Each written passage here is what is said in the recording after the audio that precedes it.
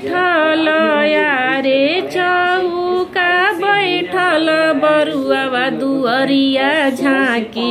अहिले हो लाल काहे नयनी अशोक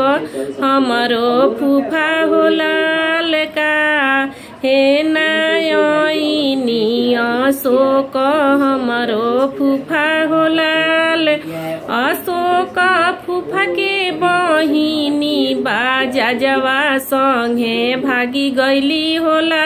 सोनारवा लेके भगली होलाल एही लाजे नाही ऐनी अशोक तोहरो फुफा होलाल एही लाजे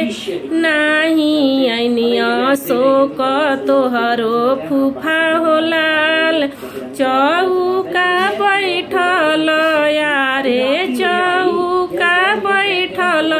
बरुआ दुअरिया झाँकी अहिले होलाल दुअरिया झाँकी अहिले होलाल काहे नाही ऐनी सीता शरण हमरो फुफा होलाल काहे नाही ऐनी